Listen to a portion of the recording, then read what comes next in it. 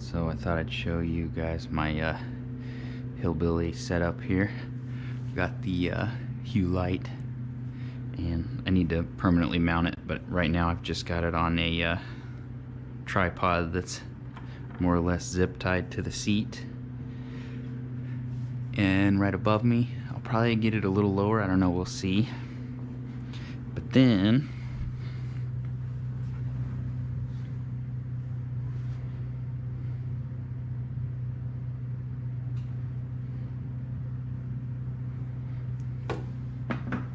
so it's still on up there,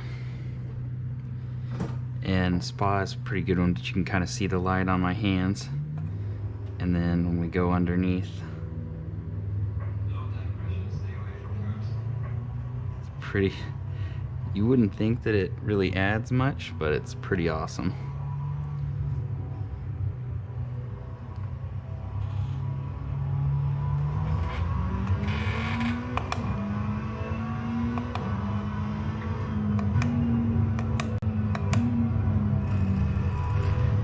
Just in a daylight part like this, you know, it adds a little bit of light to me, I guess, but it doesn't really matter.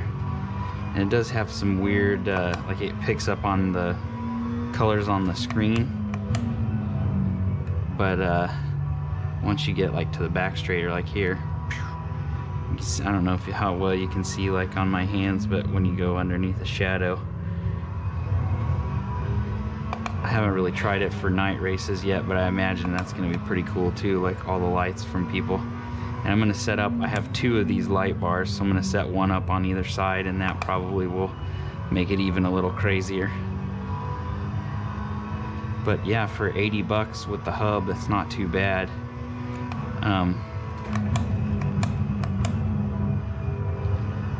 Not bad at all for what it is. I definitely probably wouldn't say, because I think normal price is about 200 bucks or something like that. I don't know if I would pay $200 for it, but for 80 bucks, I would say it was worth it. And it was really easy to set up. There's a lot of videos on YouTube on how to set it up. I probably need to change it a little bit so that it doesn't reflect on the screen up there. I mean, it does a little bit. It's really not distracting. It's more my little bezel hider up here that it reflects on. But for the most part, I'm pretty impressed. Shadows are now my favorite thing in the game. I haven't really tried it with any other games. I feel like the Nürburgring or something on this would be really cool.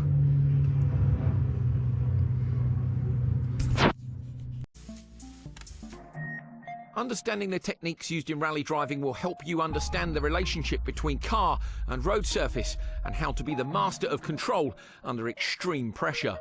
Dirt Rally has a precisely detailed vehicle handling model, so you will need to utilise real-world driving techniques to get through our most technical stages in one piece. Master these techniques and you'll maximise the potential of every car, allowing you to get better stage times and challenge for championship victories. Weight transfer is the core component that most aspects of rally driving revolve around. That is, the inertia of the car's weight as it changes direction. This is the force that makes your body move as the car brakes, accelerates and turns. Weight transfer affects the amount of mechanical pressure applied by each of the 4 tyres against the road surface.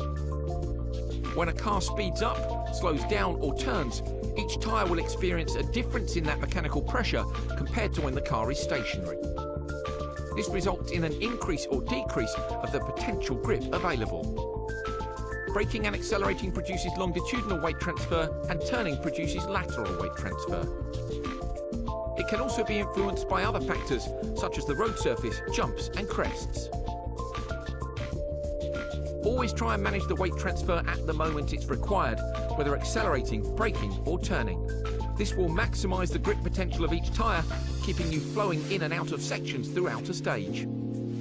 It is important to bear this basic principle in mind as you watch these guides, as almost all these techniques are used to manage weight transfer.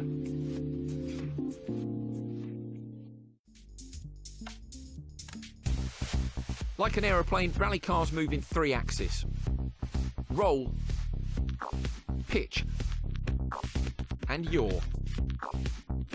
Rally cars are known for performing big slides. Most of the time, these slides are induced by the driver to achieve as high a speed through a corner as possible without sliding off the road. In order to traverse a rally stage quickly and without crashing, you must manage the attitude of the car at all times. In rallying, the racing line means the same as in any other form of motorsport. That is, to straighten the track as much as possible through corners. However, unlike some other forms of motorsport where drivers use every inch of the track to find the perfect racing line, rally drivers have only one shot at each corner, so they often leave a small margin for error. As a rally stage undulates through forests or curves around mountains, it is not always possible to see the racing line. Accurate pace notes are vital so that you know where to place the car on the road even if the section ahead is not immediately visible. You should also listen out for obstacles such as gate posts or piles of logs that may cause you to take a slightly different line through a corner than you otherwise would. When you're out on stage, make sure you listen to your co-driver and position your car appropriately for the road ahead. Always try and allow a small margin for error.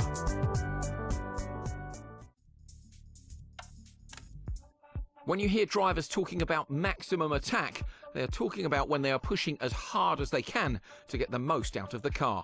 This often leads to some of the most spectacular moments in rallying as drivers set stage records or push too far and have an event-ending crash.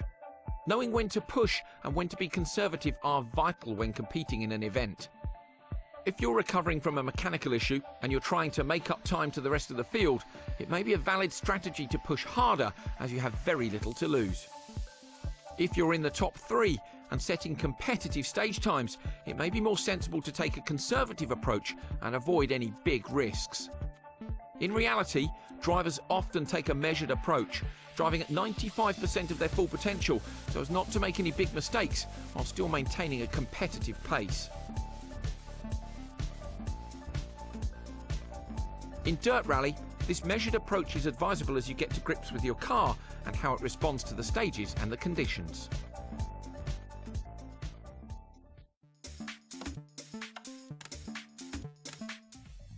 If the front wheels of a car lose traction with the road surface while attempting to steer, the car enters a state known as understeer. Understeer is always bad and never intentionally used in any rally driving technique. In fact, some of these techniques are used specifically to avoid understeer. Understeer occurs if traction has been partially lost. The car will continue to corner, but at less of an angle than the direction of the front wheels. The car will feel like it is pushing forward. In this situation, applying more steering angle often makes the situation worse, as doing so requires even more traction than was initially being asked of the front tyres. If the wheels have entirely lost traction, the car will cease turning and will slide in the direction it was travelling before the wheels locked. This is particularly common while steering under heavy braking, as the traction of the tyre is being used partly to slow the car down and partly to turn. The correct response is to stop any input to the brake and accelerator and reduce the steering angle. This allows the weight of the car to settle and traction to be regained. On loose surfaces such as gravel and snow, there is an increased chance of understeer due to the reduced level of grip, so techniques are often used to induce oversteer to prevent the car from understeering in the first place. Front-wheel drive cars are particularly prone to understeer as all braking, accelerating and turning forces go through the front tyres. Understeer can occur while accelerating if the combined forces of accelerating and steering overcome the traction available. A similar loss of traction can occur due to braking and steering. Rear-wheel drive cars are least prone to understeer as the front tyres are only used to brake and turn. In fact, their characteristics are more prone to oversteer. Four-wheel drive cars tend to exhibit the characteristics of front-wheel drive cars under braking on corner entry and rear-wheel drive cars under acceleration on corner exit. Rally teams work hard to reduce these characteristics and give a more balanced setup.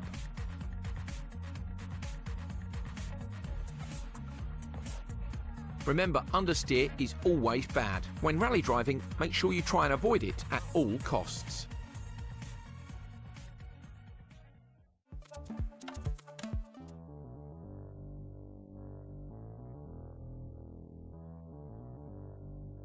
If the rear wheels of a car lose traction with the road surface while attempting to steer, the car enters a state known as oversteer. This is when the angle of the car exceeds that of the steering input and the rear of the car steps out of line with the front. Unlike understeer, oversteer is often used as a technique to increase the speed at which corners can be taken. By proactively eliminating understeer, a higher exit speed can be achieved. How oversteer is induced and controlled depends on the type of drivetrain in the car. By definition, front-wheel drive cars do not have any drive to the rear wheels. Therefore, oversteer cannot be induced by applying the throttle, but can be induced by using weight transfer. Once a front-wheel drive car enters oversteer, the attitude of the car can be controlled by steering with opposite lock, accelerating, decelerating, or braking. Applying opposite lock while accelerating will effectively speed up the front of the car and will bring the rear of the car back in line. If more oversteer is required, for example if the corner is tighter than expected, decelerating or braking will increase the amount of oversteer by maintaining the weight over the front wheels and therefore reducing the grip on the rear. As the rear wheels of a four-wheel drive vehicle are powered, you can also induce and maintain oversteer by using the throttle to spin the wheels. Depending on the ratio of power delivery between front and rear wheels, the car may have a tendency to oversteer more or less on corner exit. If the ratio is biased towards the front, under acceleration the car may pull itself out of oversteer. However, if the ratio is biased toward the rear, applying power may increase oversteer by spinning the rear wheels. Subtle control of the steering, throttle and brake is used to initiate, maintain and exit oversteer, and the same weight shifting techniques apply to four-wheel drive as for front-wheel drive cars. Unlike front and four-wheel drive cars, rear-wheel drive cars require the opposite technique with regard to throttle control during oversteer. Oversteer can be induced and maintained by weight transfer, but also by applying power to break the traction of the rear wheels. Once oversteer has been initiated, continuing to apply power will maintain the slide. In order to limit or correct oversteer, throttle input must be reduced. Lift-off oversteer occurs when, during cornering, you lift off the throttle.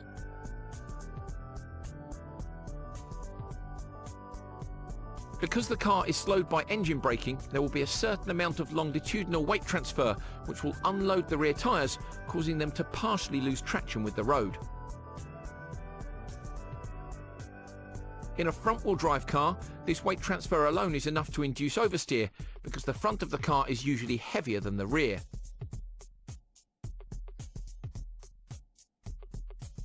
In four-wheel drive and rear-wheel drive cars, although the difference in the static weight between the front and rear may not be as great as a front-wheel drive car, the effect is amplified by engine braking also acting on the rear wheels as they are unloaded by the weight transferring forward. The key thing to remember is that oversteer is used as a technique to increase the speed at which corners can be taken.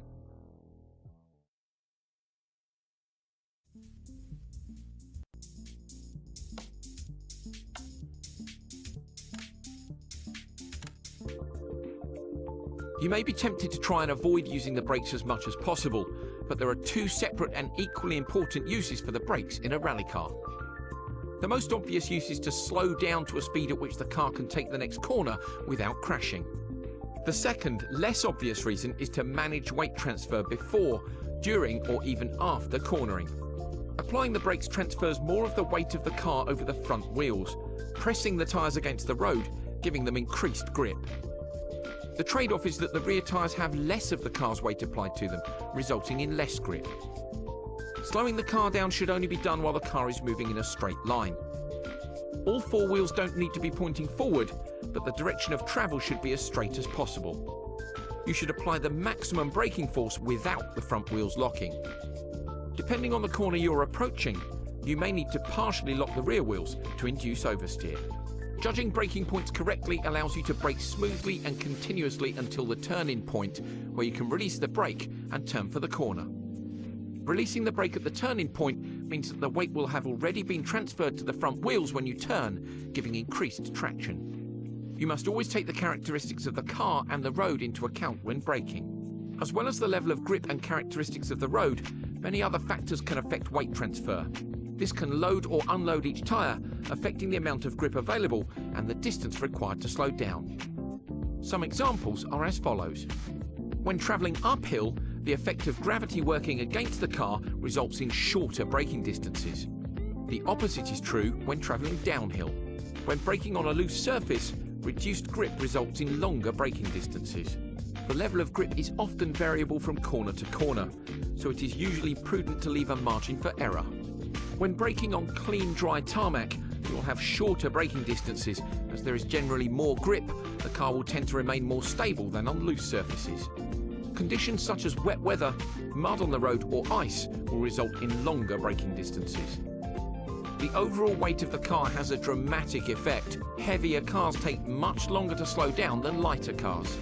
If the wheels are inadvertently locking during braking, the wheels will slide across the surface rather than slowing the car down. So remember, use the brakes to slow the car down to a speed at which it can take the next corner without crashing, and to manage weight transfer before, during or after cornering. Always be aware of the road conditions and adjust your braking distances accordingly.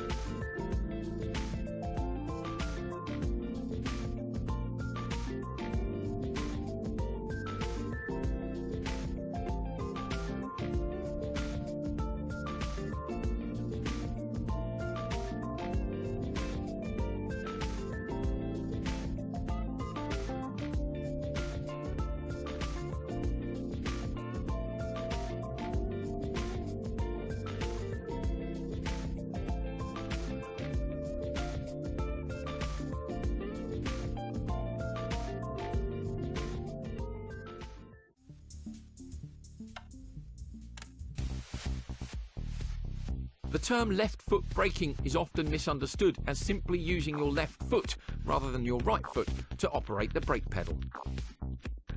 While that fact is true, it only scratches the surface in explaining the technique. If braking, accelerating and steering are the tools used to manage weight transfer, left foot braking is the tool for fine adjustment. Using your left foot on the brake pedal and your right foot on the accelerator has a number of advantages. The amount of time taken between pressing the accelerator and brake pedals is significantly reduced compared to using your right foot only. This means that fractions of a second are saved every time you swap from accelerating to braking and back again. If you apply a small amount of brake force while accelerating, particularly in a front-wheel drive car, the load that the engine and drivetrain has to work against causes the differential to tighten. This spreads the power across both wheels, making it less likely to spin one of those wheels due to low grip, therefore giving you more driving traction out of corners. Weight transfer can be fine-tuned mid-corner by adjusting the amount of brake force versus the amount of throttle applied. A little more brake input transfers weight forward, giving more traction on the front wheels to help the car turn in. A little more throttle corrects oversteer if the car is sliding too much. The car can be balanced at the edge of traction throughout a corner using this method. Brake balance adjustment can be used in conjunction with left foot braking to tune the balance between understeer and oversteer. Some of these principles still apply if you use your right foot on the brake, but clearly the speed at which you can move between pedals becomes a factor. Cars that require the clutch to be engaged in order to change gear usually prevent the use of left foot braking for slowing the car down from high speed. However, the technique can still be applied through a corner. Remember, left foot braking allows you to quickly switch between acceleration and braking and is a fantastic technique for fine-tuning the weight transfer of the car.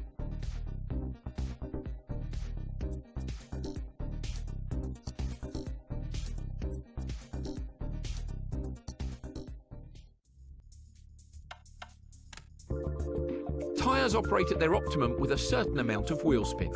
On gravel, wheel spin lets the tread of the tyre move the loose material on the road surface and puts the tyre in contact with the harder surface underneath, where the most grip can be found. However, excessive wheel spin prevents the tyres from achieving their maximum grip potential, and so it's not always appropriate to floor the accelerator. The technique used to combat excessive wheel spin is known as feathering the throttle and is used primarily when exiting a corner to achieve maximum grip and therefore acceleration. Instead of using the accelerator pedal as an on-off switch, you can modulate the throttle input to find the most grip. The amount of throttle input required to do this will vary from surface to surface and even from corner to corner, so it is more a case of feeling for the grip than knowing exactly how much throttle to apply.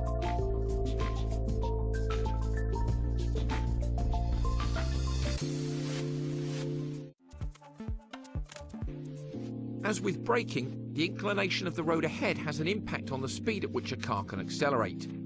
When travelling uphill, the car has to pull its weight against gravity and will accelerate more slowly than on a flat surface. Travelling downhill will allow the car to accelerate more quickly. Perhaps less obvious is the effect of altitude on the car. At high altitude, such as the mountain ranges that rally stages and hill climbs often traverse, the car will have relatively less power than at lower altitude. Engines need air to burn fuel, and so if more air goes in, more fuel can go in and more power can be produced. As the air density reduces with altitude, power output also reduces. Bear this in mind when you are driving up Pikes Peak, as the change in altitude is one of the most dramatic in motorsport.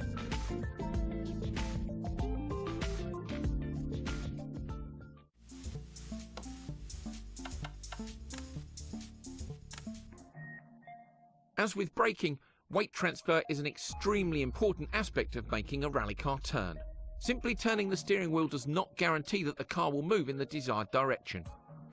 As a driver, you must ensure that the weight is transferred to the correct place at the correct time. In general, the weight should be transferred to the outside front wheel relative to the direction of the corner. Braking places the weight of the car over the front wheels, but other factors should be considered, such as the current attitude of the car and the characteristics of the road. The current attitude of the car will vary depending on the section of road ahead. Two corners in the same direction will mean that the weight will already be in the correct place to take the second corner after the first. With two corners in opposite directions, you will have to make sure that the weight is transferred to the other front wheel after the first corner before the car will change direction for the second. The rate at which the weight transfers in any direction is dependent on the surface, the available grip, and the setup of the car. In sequences of corners that change direction, you can use the pendulum effect to help the car change direction from one corner to the next. Crests, jumps, dips, and other obstacles can all destabilize the car and stop you from transferring the weight to the correct wheel, and so these factors need to be taken into account. Making sure that the weight is transferred to the correct place at the right time is one of the most important aspects of rally driving, so make sure you keep this in mind at all times.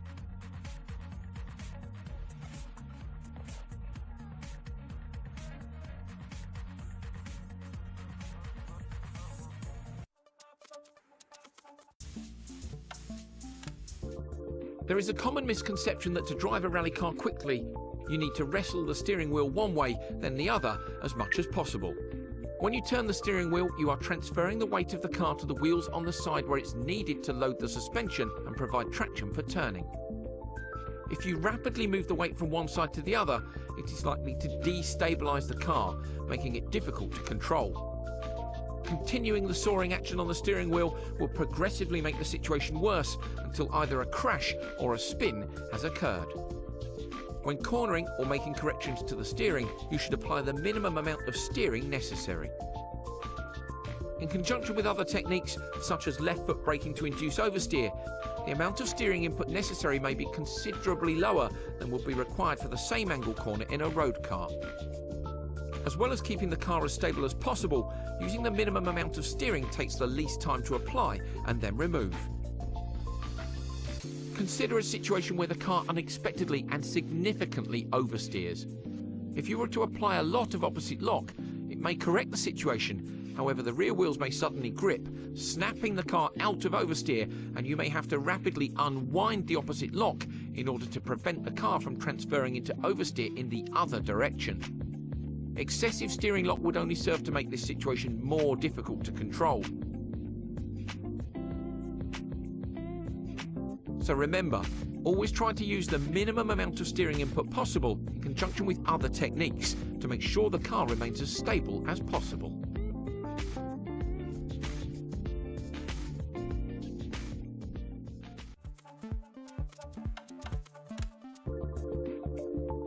The handbrake turn is used in rallying more than in any other form of motorsport.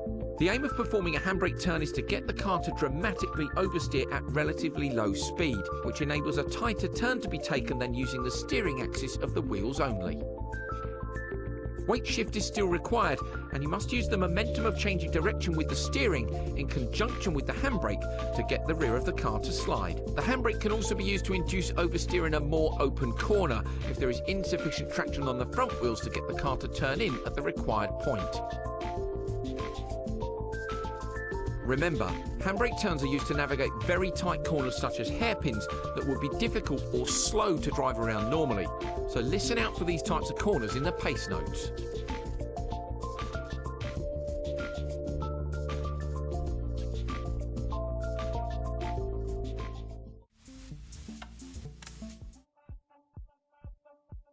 Pendulum turns are probably the most advanced technique used in rally driving. They are essentially the culmination of all the techniques we have described in these guides. They are used specifically to prevent the car from understeering on loose surfaces when approaching sharp turns or hairpins at relatively high speed. The technique works by using the momentum of the rear of the car swinging from one direction to the other. It must be timed correctly so that the final weight shift happens at the turning point for a corner.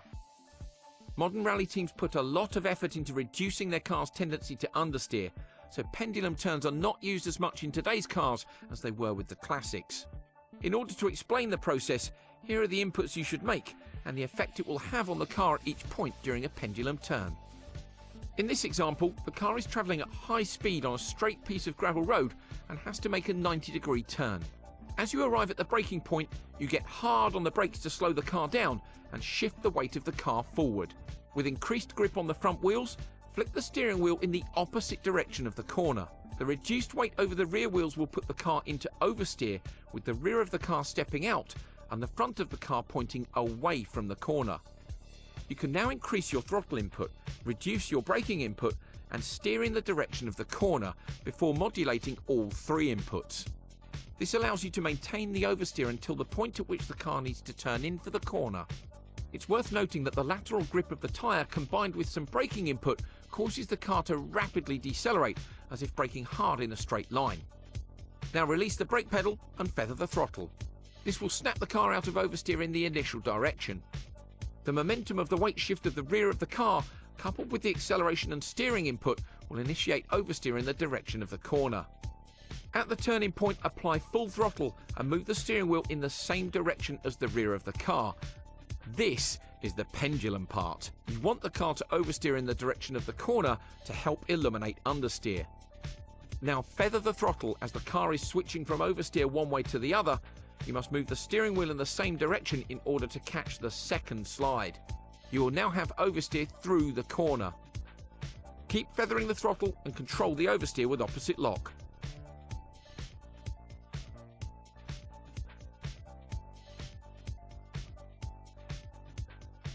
A perfect Scandinavian flick will see you hitting the apex and accelerating through the corner exit where the car is straight once more. Remember, this is an advanced technique and practice makes perfect. The advantage is that by deliberately using the momentum of the rear of the car, you can actively prevent the car from understeering into a tight corner.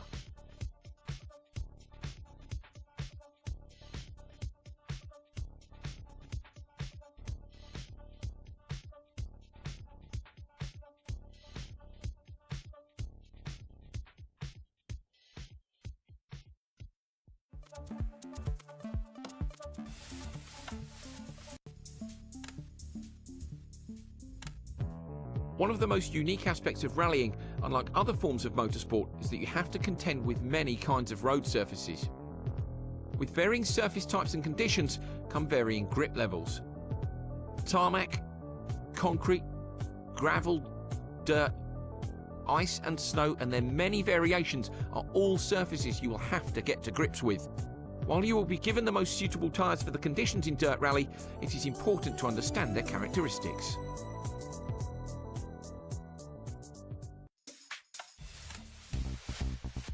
Not to be confused with the camber that is associated with suspension geometry, camber of the road surface should be taken into account, particularly when cornering. Positive camber, where the road is sloped towards the inside of the corner, can help the car maintain traction and higher cornering speeds can be achieved. Adverse camber, where the road surface is sloped away from the inside of the corner, tries to force the car away from the apex on the racing line, so lower speeds are often required. Although most corners have positive camber, a series of corners changing from one direction to the other, where the camber of the road also changes, can be challenging, and you must ensure that the car gets out of the apex of one corner, over the crown of the centre of the road, and into the apex of the next corner. In some extreme cases, the camber is so severe that the car will jump across the road as it moves from one side to the other. Make sure you place the car in the correct position on the road so that you are making the most of the camber.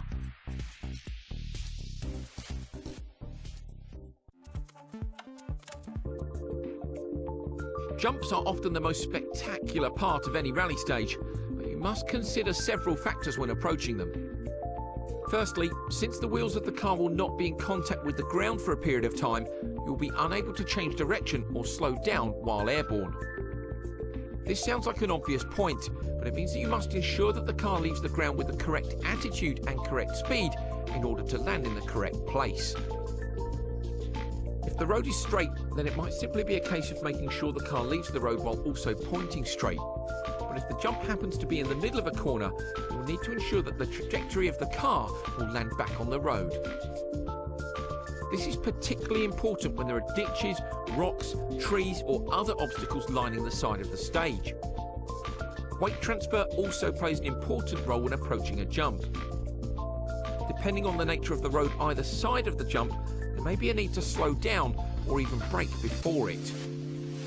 Imagine approaching a jump at high speed, which has a sharp corner immediately after it. You would need to brake before the jump to reduce the speed, which would transfer the weight of the car over the front wheels. In general, it is advisable not to have the car in this attitude as it leaves the ground over a jump, as it would be likely to nosedive and land hard on the front, which could result in damage to the sump, radiator or suspension.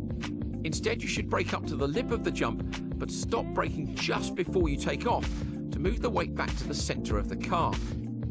In some cars, especially front-wheel drive or other cars that are nose heavy, it may even be prudent to be accelerating as the car leaves the ground. Doing this will transfer the weight to the rear just before takeoff, which will further help prevent the car from nosediving. Remember, even though big jumps at high speeds can be spectacular, taking them at the highest speed possible may not be the quickest way to tackle a jump. The longer a car is airborne, the more it slows down, so you should consider taking a jump at a slightly lower speed to get the wheels back on the ground as soon as possible. Although seemingly innocuous, crests can dramatically impact the stability of the car. Even if the car doesn't leave the ground as it would over a jump, a crest can often cause the car to go light and unload the suspension and tyres, resulting in reduced traction. This is particularly important if the crest is immediately before, during or after a corner, and this should be taken into account when approaching them. The other thing to consider is that depending on their size, they can prevent you from seeing the road ahead. Again, this is particularly important if the crest is immediately before a corner. Imagine approaching a crest which you cannot see over at high speed that is immediately before a slight corner.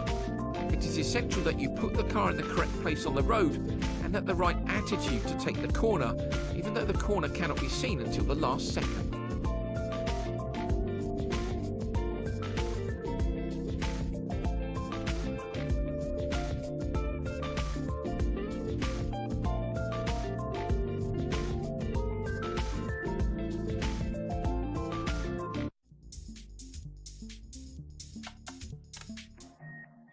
Bumps can also unload the suspension and tyres, reducing traction by flicking the front, rear or one side of the car upward. Rally stages are usually uneven surfaces, but particularly bad bumps that unsettle the car or require you to do something different than you otherwise would are often called out in the pace notes. Bumps don't always stretch across the entire width of the road, and so evasive action may be necessary, such as moving to one side of the road. Dips or other compressions in the road surface can be unpredictable and should be treated with caution. Dips that occur over a long distance may not have too big an impact on the car, but those that are shorter can act like a severe bump, as the suspension is compressed and then rapidly extended, causing the car to be flicked into the air. Extra caution needs to be taken when traversing extremely rough terrain, with many bumps and dips that can unsettle the car. Care should also be taken when crossing water splashes, as they can, like dips and bumps, be unpredictable. Depending on the depth of water and the width of the crossing, the approach may change from flat out to slowing right down and just driving through it at a normal road speed. Hitting deep water at high speed can damage the front of the car, and so it is often better to lose a few seconds by slowing down than losing minutes with mechanical damage. Remember, this is why bumps, dips and water splashes are called out in your pace notes, and where listening to your co-driver is extremely important.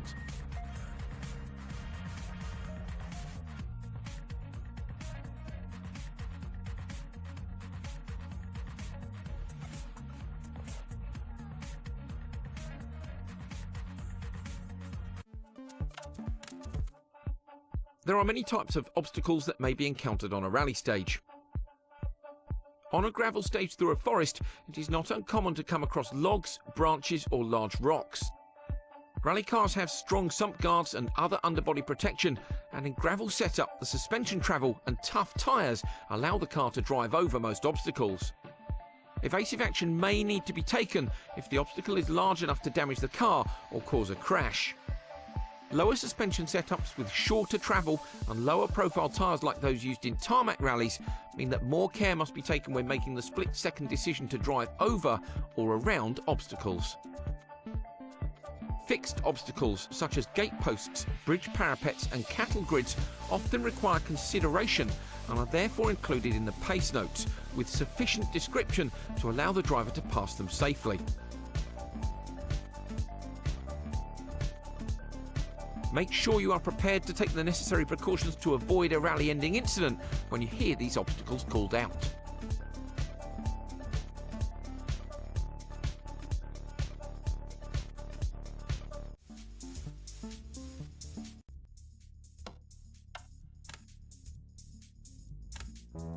Unlike a race circuit where drivers learn every inch of the track, rally drivers tackle hundreds of kilometres of unique road during every rally. And so in order to be fast and safe, they use pace notes. Not all pace notes are the same. Which system is used and what features of the road are called out are down to driver preference and can vary greatly from one driver to the next. There are many variations of co-driver systems used, but in dirt rally we use 6-to-1, made famous by the legendary man himself, Colin McRae. In this system, 6 is the fastest, least severe corner, and 1 is a slow, almost 90-degree corner. We then have square, hairpin and acute to describe even tighter corners. There is a general misconception that the number relates to the gear you should be in, but this isn't always the case. If you come out of a right 2 in second gear immediately into a left 6, you are unlikely to change straight into 6th gear. Distances are generally given in metres, for example 60, 80 or 100, unless the corners are really close together, in which case and or into may be used.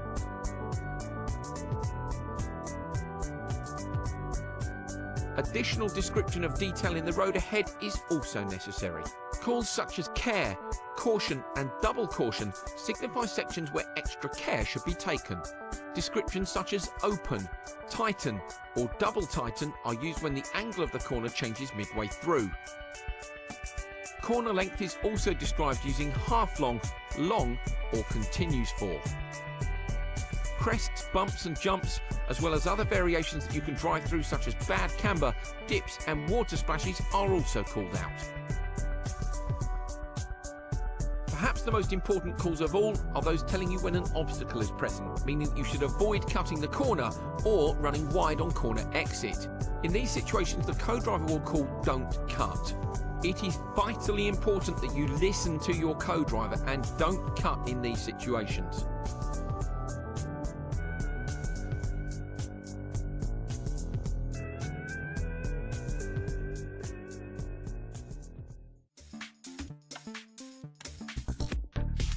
Another important aspect of pace notes is the timing. This is the point at which the co-driver delivers the note to you, relative to the position on the road.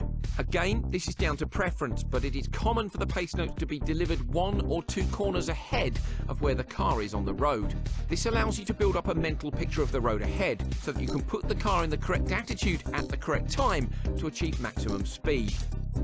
While some drivers prefer pace notes to be delivered later than others, it is critical that you are given each note before the point at which you would need to react to them. The most obvious example of that would be a braking point for a corner. If the pace note is given to you after the point at which you would need to brake, particularly for a corner that cannot be seen on approach, this is a late note. Many crashes in rallying have been caused by the co-driver not giving the driver the pace note in time. If you want to, you can adjust the co-driver call timing in the player preferences menu so that the calls are delivered with the timing that suits you.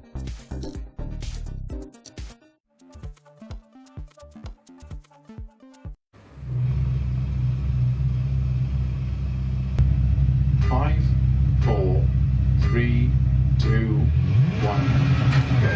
40, 6 left.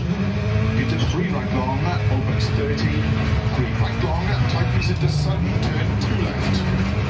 50, 2 right long, tightens,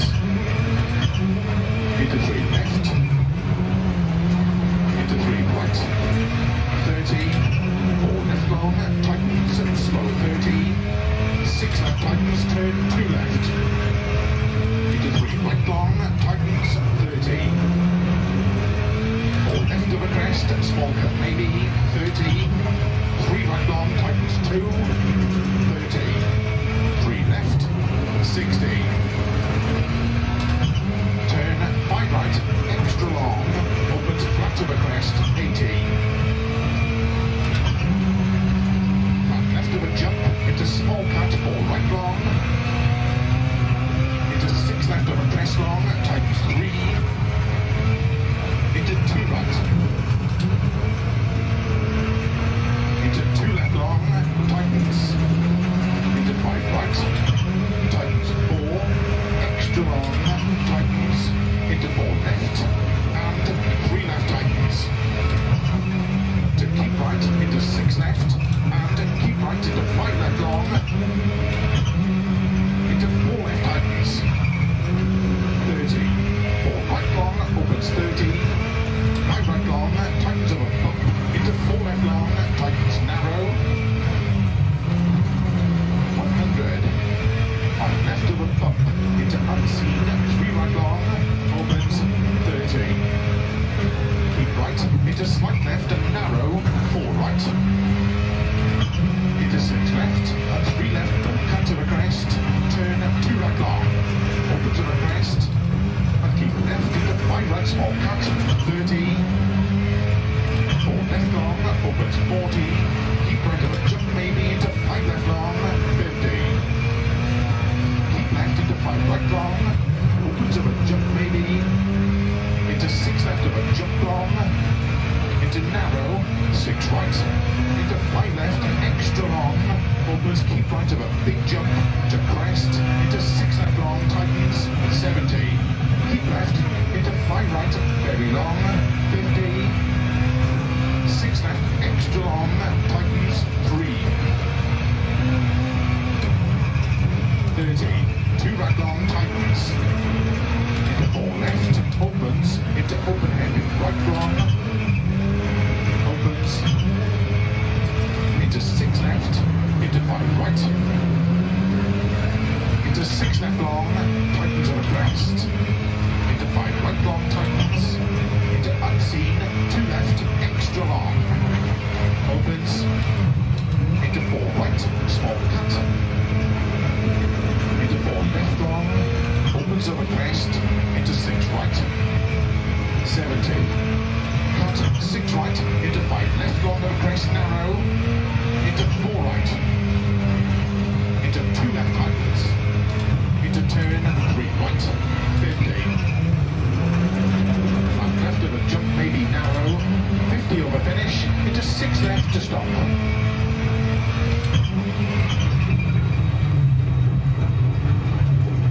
Hey guys, welcome to the video. Today I'm going to be starting a series that I've been asked about for quite a while on my Twitch streams, which is how to, basically my tips on how to drive different classes of cars. So today I'm going to break down in the first video in this series how to drive the 3 different classes of cars in Dirt Rally 2.0: front wheel drive, all-wheel drive, and rear wheel drive. Hope you guys like it. So for a quick little demonstration of how to drive these different classes, I'm going to go into free roam, and I'm going to go to the Dirtfish Rally School, which I highly suggest for everybody starting the game to go into here, pick a car. It doesn't really matter. Whatever your favorite car is, go into free roam and just play around. You'll really get a sense of how the car is going to react and handle. And you can do this over and over and over for as long as you feel. If there's a new technique you want to learn, this is a great way to do it. I'm going to start with the Lancia because I feel that most people, this is probably going to be the car that they start playing the game with. I believe it's one of the very first cars that's unlocked. So I'm just going to give you some tips and on how front wheel drive cars handle and how to properly drive them. So we're in our menu. I'm going to go down to Tune Vehicle. I'm going to make sure, okay, this is the bone stock setup. I'm going to be doing this on all the cars today in the video. This is all the exact same setup. What you're going to want to do, well, number one, don't kill the car. But, so obviously, you know, front wheel drive cars, they're more of a pull than they are a push like the other cars. So to get the car to oversteer around a corner, it's a little difficult. You can't really get the car to swing its weight around. You can, but it's a little difficult. It's a little bit easier on dirt. So to do that, you're going to do what's called a Scandinavian flick. And the thing with front wheel drive cars is you don't really want to counter steer with front wheel drive cars a whole lot. They don't really handle counter steering very well. They do, but they don't. So the biggest thing, and now especially for sharp corners as well, so I'll show you here. For sharp corners, they handle much better. The gearing on this car isn't exactly the best. But, so what you can do, and as you can see from my brake inputs, I should have maybe kept that in first, but they don't like to counter steer very much. So you're better off slowing down and keeping your wheels at a constant angle as opposed to where you want to go. Just like that. So with front wheel drive cars, you're not really going to be doing a whole lot of sliding. But you're just going to want to keep the wheel at a constant angle. The other thing you're going to want to do, and this goes across all classes of cars, you're going to want to just before every corner, for the most part, not every corner, you're going to want to hit the brakes so that you can balance the weight of the car forward and you can get grip to come around on your corners. Because otherwise, if you don't, what ends up happening is you lose your grip and you understeer and you plow forward. This spot right here is a really good spot to kind of get the hang of exactly how your car is going to do in a corner. The other thing with front wheel drive is you can see as I'm turning, you'll see that my throttle is not all the way depressed. Now the reason for that has something to do with the setup, and that is your differential lock. Because with the throttle fully depressed, your front differential will be fully locked, and you have more of an opportunity to basically cause your car to understeer and not grip in a corner. The other thing you can do in some shallower corners is instead of hitting the brake, I just want listen to that sound. So for some shallower corners, instead of hitting the brake, you can just let off the throttle. And that will cause enough weight to shift forward that you can still get enough of that weight transfer to go forward.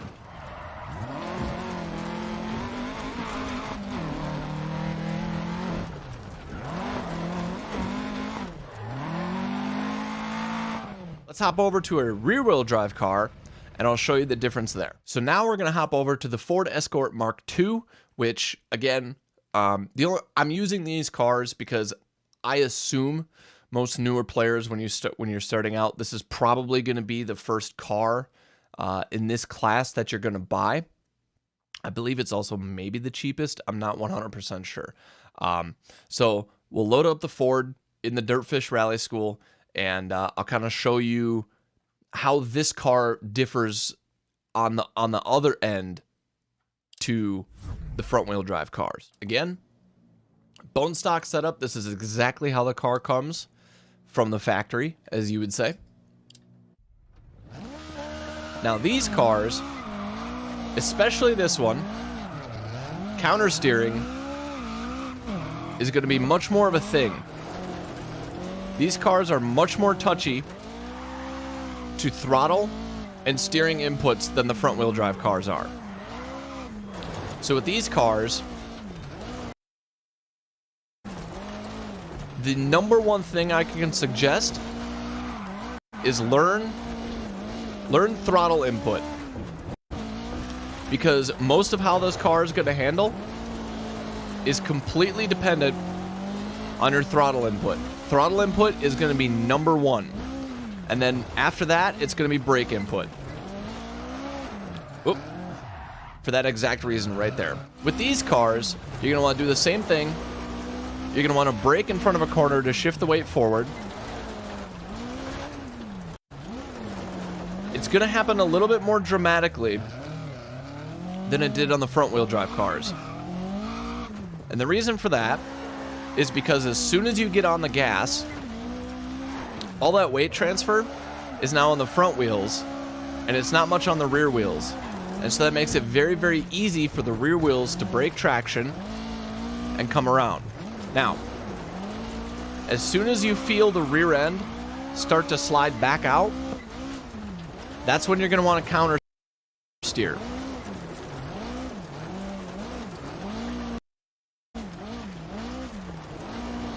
And then from there, it's simply all throttle inputs and steering inputs to maintain an angle. Another technique you can use is what's called clutch kicks.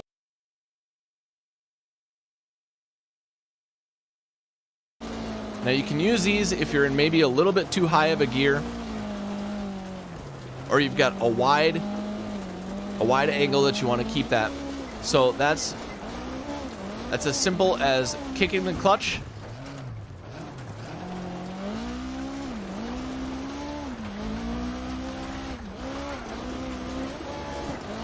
Or if you want a quick adjustment of the angle.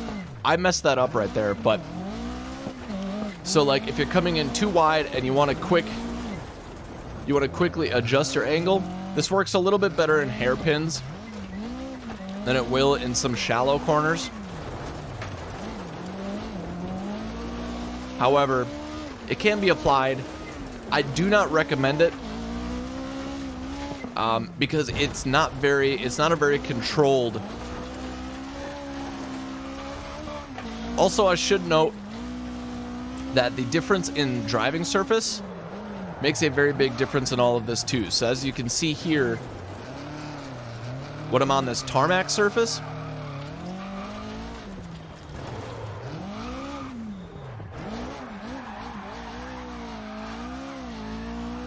you will lose grip a little bit quicker.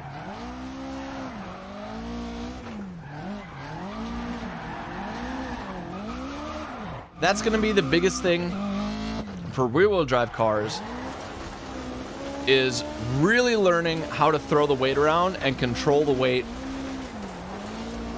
of your car. So throttle input, brake input, and steering input are going to be the two most important things in this class of car. Also, balancing the car. Balancing the car is much more important in a rear-wheel drive, simply because all of your power is coming out of one location. You really want to make sure that your car is perfectly balanced so you can get the grip in the exact spots that you need it. Because sometimes, obviously in the straightaways, you're going to want the weight in the back of the car for the grip. And then when you're coming into a corner, you're going to want to shift that weight forward so that you can get the car to do what you want to do to get around the stage as fast as you possibly can in that drivetrain. That was your rear-wheel drive cars. Now let's go take a look at the all-wheel drive cars. All right, so now we're in the all-wheel drive Ford Fiesta in the R5 class. Again, completely stock setup, exactly as the car comes. Now this time, these are kind of an interesting mix between front-wheel and rear-wheel drive cars. So you still are going to want... You're still going to want to have that weight transfer of the rear-wheel drive cars, but you're not going to have the... You're not going to have these excessive oversteer that you will with the rear-wheel drive cars. So what that means is essentially all you're going to want to do is basically point the wheels of the car in the direction you want to go. And that's pretty much it, really. That's all you're going to want to do. You're just going to want to point the wheels. If you find yourself coming in too wide, you can either let the gas off or you can tap the brakes a little bit, and that will get your car to rotate around very tightly. But otherwise, for the most part, the all-wheel drive cars are extremely easy to drive. All you really have to do is just point the wheels in the direction that you want to go.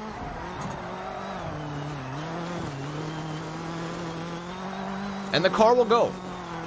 It's fairly simple. There's not much to it. They're very, very easy cars to drive. Now, you have two options that you can take.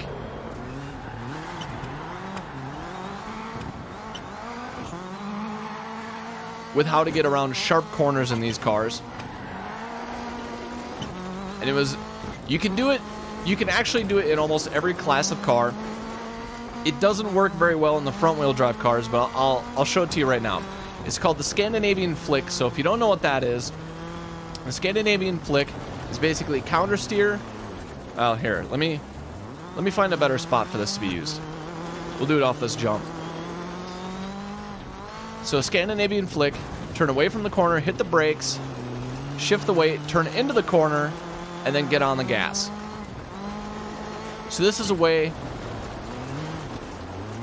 if you don't want to use a handbrake, this is a way to shift the weight of the car, shift the weight of the car around very quickly, and get it in the direction that you want to go. So, the other alternative, and these are mainly used on very tight corners. So, for the handbrake, it's literally just as simple.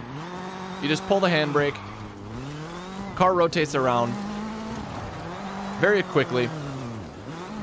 I prefer to stay away from this unless it's a very, very sharp hairpin, because the car sometimes can become very upset and you will lose control of the car.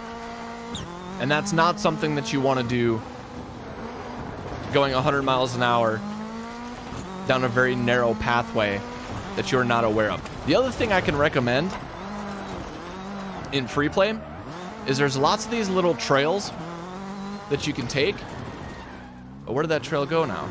Oh, here it is. There's lots of these little trails you can take. If you want to test your reaction times, drive down those trails as fast as you feel comfortable with. And just randomly pick. Say, I'm going to turn here.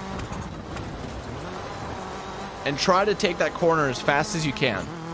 Now, the benefit to this is it's free play. So if you crash a car, whatever, no big deal. So, a tip for taking a high-speed corner, like that, is as you're driving straight, simply a little bit of steering input, tap the brake to shift the weight forward, and the car will kind of bring itself around for you. You don't really have to do a whole lot. Very, very simple. So you're going to have to kind of spend some time getting used to how the car shifts its weight. And all these things can be adjusted in setups later, but that will be a future episode where I'll kind of explain how I set up cars in certain locations.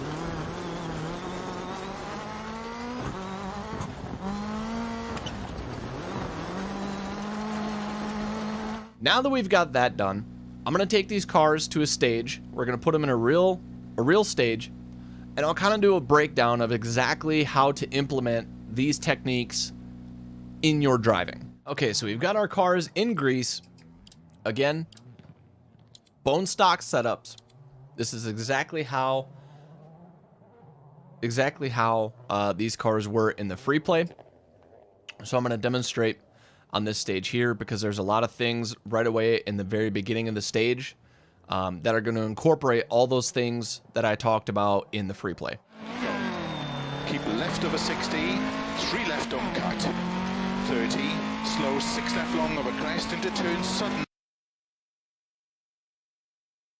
unseen, tight hairpin right. So we'll brake the car, And front wheel drive cars don't really do hairpins very well, so you're kind of going to have to take them keep slow. left over 60, 6 right, So again, slow the car down, hit the brakes, keep left over hold crest your into steering sudden, angle, 6 right, and then lightly get back on the throttle. long 100, So then for this, slow, Same thing. open hairpin right, just hold your angle, opens, brake. You can kind of counter steer a little bit just to give yourself a little bit more angle to work with. 6 right long over crest, into 6 left, And 6 going right downhill, over crest, your 30, brake inputs are going to have to change just ever so slightly because you are going much faster. 5 right over crest, 50, 5 Oh, right I took that tightens, corner a little fast. So you can kind of use the Scandinavian flick on these cars a little bit. opens over crest jump, and slow crest, It doesn't work the best, into unseen but it does tight work in a hairpin pinch. right. Dip These old 30, cars don't unseen really tight get a hairpin whole lot of into grip. tree. So this section can be a little difficult in some of these Keep right older over cars. 80. 5 left over dip and crest, slow 50, unseen happy left. Now, what you can also do, which I mentioned before, if you so choose, is you can use the handbrake. Unseen tight hairpin right. I don't like to use the handbrake in older cars that didn't actually have a handbrake. That's just my personal preference on how to play. So you can do it however you want, but for me personally, I like to play the game where if the car in real life didn't have a handbrake, I don't use it in game. Left 40, 6 right tightens, 30. So however feels more comfortable for you, or however feels more fun, if you'd like an extra challenge, I would highly recommend not using the handbrake on older cars that did not have one. Very long, tightens. Into short 6 left. So you can see right there coming over that hump, I hit the brakes just a little bit, and that was to balance the car coming over that crest, because as you go over that crest, you're going to lose grip in the front wheels of your car, and there's a very good chance that you will miss that very sharp corner, because you're just coming over a crest, and at the end of that long straight, you're going to be going very fast. So that is my tip for front-wheel drive cars in a real-life situation, and especially there's little things like that, like going over crests, you're going to want to tap the brakes. Now, let's do that exact same stage in a rear-wheel drive car, and I'll kind of show you, again, those same techniques. There's going to be a lot more counter steering, a lot more throttle modulation, much more throttle control. All right, so now I've got our Ford Mark II. Again, same thing, bone stock setup. Go. Keep left of a 60, 3 left don't cut. 30, slow 6 left long of a crest into turn sudden. A little bit of counter steer. Right. Again, heavy on the brakes. 4 left long, opens. And you can kind of use the throttle to get it around really tight hairpins like that. Again, you have to be careful, especially in these old rear-wheel drive cars. 6 right. It's very, very easy to lose the rear end. 100. Slow, turn, open hairpin right. Opens. 100. Over crest. Oh, I lost it. And that's why throttle control is very, very important. All of your timing on doing the Scandinavian flick in a rear-wheel drive car is very important, because if you get on the throttle just a little too early, it's very easy to lose the rear end of the car, and you'll spin exactly just the same way I did. Oh, might help if I actually caught the gear. 4, long tightens, into 4, right of a jump, opens 5, extra long, 50, 6 left, tightens, turn early, 5 over crest jump. One other thing that you can do if you find yourself rotating too much, one of the things that I like to do into 6 left, opens of a crest jump, is let off the throttle, hit the clutch, downshift 1 gear.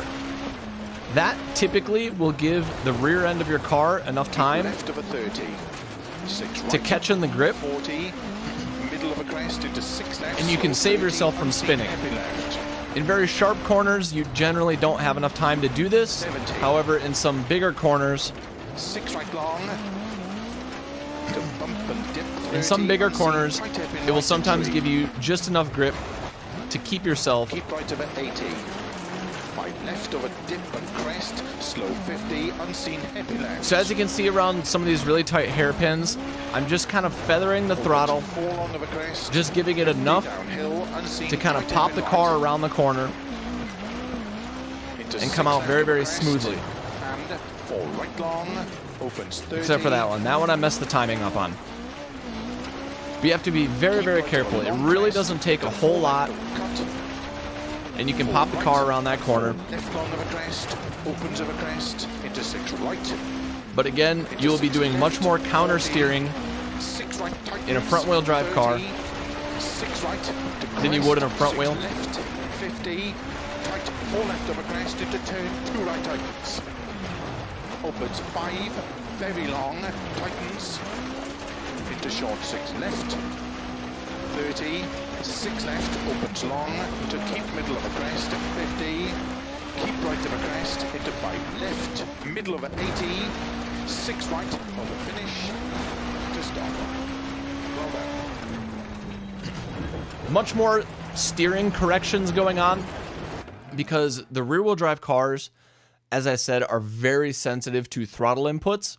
And if your car is not balanced properly or at an angle that you don't want, you can very easily lose control of the car and spin. So throttle inputs are going to be the number one thing with a rear-wheel drive car. Steering, throttle, brake inputs. All of that stuff is extremely important in the rear-wheel drive cars. So now let's go to the Fiesta. We'll do that exact same stage. And you can kind of see the all-wheel drive cars are kind of a mix of the rear wheel and the front wheel drive cars. Now, all of this stuff can all change slightly depending on how your setup is. But as I said earlier, I'll cover that in a different video. you know, if that's something that you guys are interested in seeing. So if you do want to see a setup video based on the 3 different classes of cars, go ahead and drop a comment down below. Tell me that you want the setup video, and I'll make a setup video. All right, we've got our Fiesta. Same thing, stock tuning. Let's take this car out, and we'll see what we can do. Go. Keep left over 60, 3 left on cut. 30, slow 6 left long over crest into turn, sudden, unseen, tight hairpin right. And Now in these tight hairpins, opens, because this is a newer car that has a handbrake, 6 I will right. tend to use it much Keep more left over often. crest into sudden, 6 However, right, into 6 as I said, left, I do very try to long, avoid it 100, as much as possible slow, turn, open hairpin because right. it can make the car very unpredictable. Opens 100 over crest. You can use it to get the initial brake into 6 left. in traction in the rear of the 6 car. right over crest. However, 30, I do right left recommend long, tightens 4 over dip. doing the rest of the hairpin Crest, 50, 5 right tightens, all with throttle and jump, steering. Caution narrow 4 right. Throttle, steering, and brake inputs. Into 3 left, opens 4, long tightens, into 4 right of a jump, opens 5, extra long, 50, 6 left, tightens turn early, 5 over crest jump, into 6 right, very long, just keep middle of a crest, 100, downhill, slow, unseen, open hairpin left, So again, the Scandinavian flick 6 right, on the brakes, counter steer, into 6 turn in, left, opens of a crest get the jump, brake in traction with the weight slow transfer, crest jump into and unseen, boom, tight you're around the hairpin right. corner and going. Keep left of a 30. 6 right. Uh-oh. 40. I did that a little too early. So Middle of a crest into as I was 6 saying left, before, when you're 30, going unseen, downhill, left. a lot of these things you're going to want to do early because your car is going much faster and the weight is working against you. 6 right long. To bump and So you're going to want to do 30, a lot of unseen, these tight hairpin inputs right to just 3. slightly early because the car is going to be falling 5 left of a dip and as you're crest. doing it. Slow 50, unseen, happy left. So just keep that in mind, especially in a stage like this where all these hairpins are downhill. 50 downhill, unseen, tight hairpin right. Into 6 left of a crest. And 4 right long, opens 30. And again, throttle modulation to get yourself through that corner and keep the car rotating. Into 4 left of a cut. 4 right and 4 left long of a crest. Opens of a crest. Into 6 right. Into 6 left. Whoa. 40. I guess they didn't need that sign. 30. 6 right to crest. 6 left. 50. And again, slight brake inputs to keep the car balanced through this fast section on some of these very tight, Opens 5. flowing Very corners. long, tightens. Into short 6 left. And that's going to help balance the car so that you don't end up understeering in the corner going at that speed. So just very, very slight brake inputs, Middle of a 80, balance the car. 6 right of the finish to stop. Well done. So there we go. That's kind of my tips and tricks. Not necessarily tricks, I guess, but tips and techniques for driving the various classes of cars that you'll come across in Dirt Rally. You know, there may be some things that I missed. I will say front-wheel drive is not my favorite class, so I don't drive them very often. I'm sure there's probably something that I missed. So if there is, let me know in the comments down below. I can always update it in a future video because I will be breaking things down more per class in later videos in the series. All right, guys, that's it for the video. I hope you really enjoyed it. You know, don't forget to like, comment what you thought.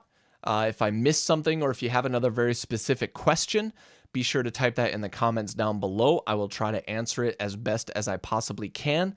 But that is it for me. Again, I'm trying to make this into a series.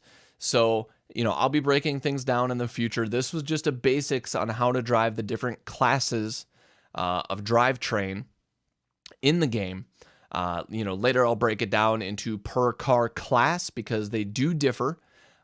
You know, the 2000cc cars and the R5 cars and the Group A cars all have their different little differences between the two of them. Also, setups per location is another thing. to keep in mind as well. But for right now, I just wanted to start it off with the different car classes as far as drivetrain are concerned. So if you have any other questions, again, be sure to type them down in the comments, or you can always catch me live on Twitch at twitch.tv/roadsidetv every Thursday playing Dirt Rally. You can always come in, ask me questions while I'm live and streaming, and I will always try my best to answer them as I play. So that's it for me, guys. Thank you for watching the video. I'll see you next time.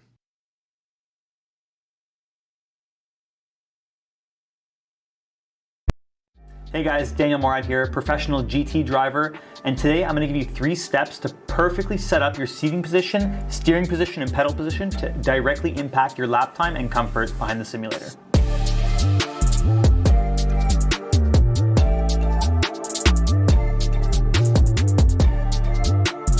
The starting point for getting the perfect ergonomics on your sim rig is always with the base, the seat itself. That's where you're going to be sitting.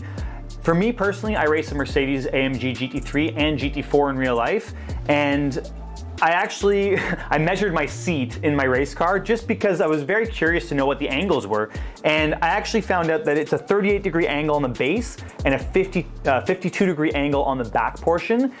And I've set the seat up in a way where it's matching within a degree of my exact race car seating position. And for me, that's so important because I want to be comfortable while I'm racing on the sim. And I want it to emulate my real car as closely as possible. So it's always about getting the sim rig as close as possible to what's comfortable for you at the end of the day, because that varies on personal preference. You can opt to use more of a prototype seating position where it will be a bit more tilted backwards, or more of a GT style seating position, like a road car GT seating position where it's tilted forward. For GT3 or GT4 cars, typically the range is anywhere from 32 degrees on the base to around 40, and then on the back it's around, I would say, 45 degrees to around 55 degrees in that range. So definitely whatever feels more comfortable to you, you can go ahead and set your seat up like that. One of the most frequent areas where you may experience some pain would be in your lower back and your lumbar section, and that's so important because when you're braking, which we'll touch on in a little bit, there's a lot of pressure that's caused in your lower back because of you pressing against the pedal and it squeezing your back against the seat. If there is an air pocket or any space between your lower back and the back of the seat, usually that will cause a lot of extra strain, and you don't want that. So typically what you would do is, you can see in my seat, I actually have a little pad that I've added to reduce that gap on my lower back, and that just tends to support my lower back and lumbar a little bit more when I'm pushing the brake pedal hard.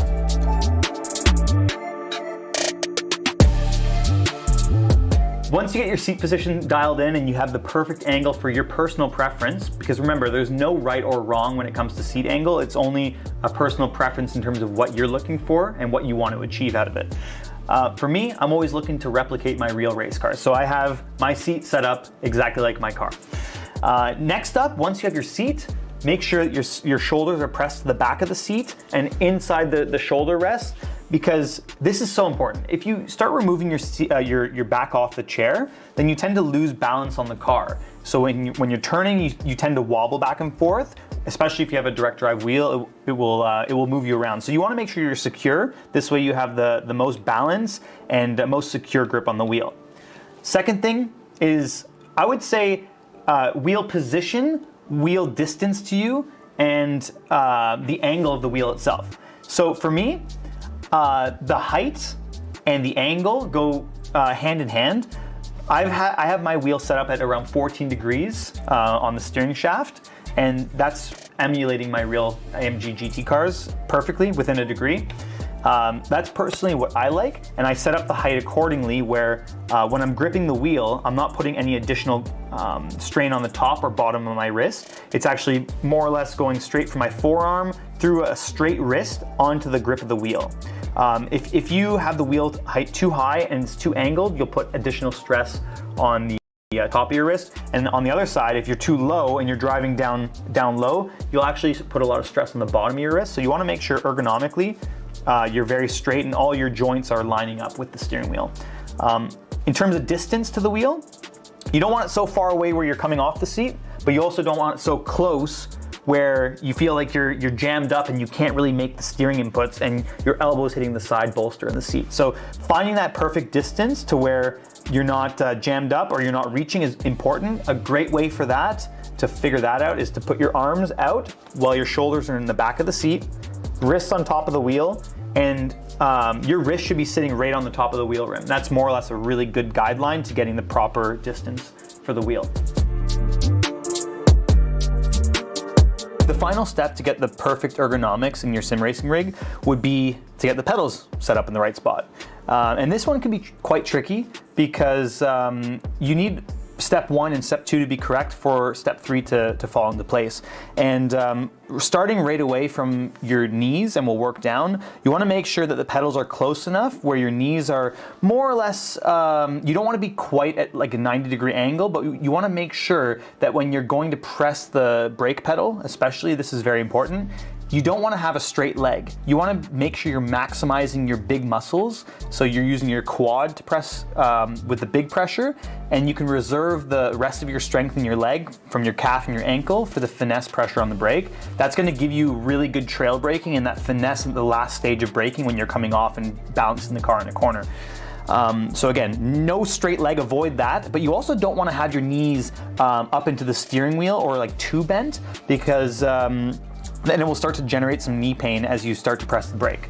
So finding an angle, I would say you want to keep it around like 130-degree angle or so. You know, you're not 180 degrees straight legging it, but just allowing yourself to have a little bit of a bend so you can get that strength from your quad when you're pressing the brake. The second thing is your ankle position. If you feel like you're too closed off in terms of where your ankle and your foot's positioned pushing against the pedal face, it's going to cause some shin pain. So you're going to get a lot of pain in the front part of your shin. Just think about it. When you pull your toes back and your feet back, just statically, it hurts, right? It hurts in your shins. And on the other side, if you're reaching and you're trying to tippy toe it and push with the front of your toes, you're gonna get a lot of calf pain. So try to find that position where when you're squeezing, you're balancing that muscle front and back on your lower leg. So you're distributing the load across, all the muscles in your leg. You don't want to just use one muscle group or one muscle area. So that's probably the best tip I can give you in terms of getting your ergonomics for your legs. The throttle is just positioning the throttle in a way where you're not reaching all the time. I know in the real race cars, sometimes I've driven cars where I'm reaching a lot, and especially if you have to blip the throttle in a manual car or sequential gearbox, it can create some massive shin splints, which you really want to avoid, and also calf spasms. So that's typically frowned upon. But always start with the knee bend, work down towards your ankle, and make sure you get the pedal position. You can adjust the tilt of your pedals either towards you or away from you, and make sure that you're using big muscle groups for big pressure situations, and reserve your smaller muscles and those quicker twitch fibers for the finesse on the brake pedal so you can hit the track, improve your lap times, and have full control of your car. Another point that's super important is alignment of your hips and your knees going down towards the pedal. You can adjust the spacing between your pedals to basically align yourself straight towards the pedal. If you feel like your pedals are off towards an angle, which sometimes it happens in real race cars, if you have, especially with a 3-pedal setup, typically the brake will be in the middle. And if you left foot brake like myself, you're more or less off to one side. But with my setup, and especially in the real car, I more or less align myself where I'm trying to hit those brakes straight on, even if I have to shimmy my whole body over so I'm hitting the brakes straight rather than being straight and angling my knees across, because that can generally generate knee pain, especially if you have a misalignment. So you always want to align your joints straight onto your controls, whether it's your steering wheel or your legs. You always want to try to find the path of least resistance and line yourself up straight with your controls. Hopefully those 3 steps help you guys set up your ergonomics for your sim rig. I know this is a hugely talked about topic, and hopefully that shed a little bit more light in terms of the correct seating position versus just everything you hear. I think coming from a professional GT driver and being able to relay my real life experience fitting in multiple different cars, having seat fits every single year, I know exactly what it takes to get that perfect ergonomic position to be comfortable and also to feel the car and be balanced within the car as best as possible. So not only will it make you more comfortable, it's going to make you faster because you're not focused on the aches and pains. You'll be focused on hitting your marks and dropping your lap times on track.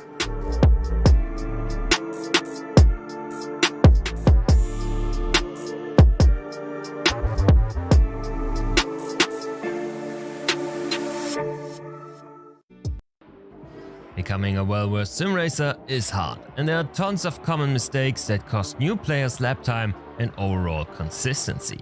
To ensure that this doesn't happen to you, I gathered the top 5 biggest beginner mistakes you should avoid in sim racing and how you easily can fix them.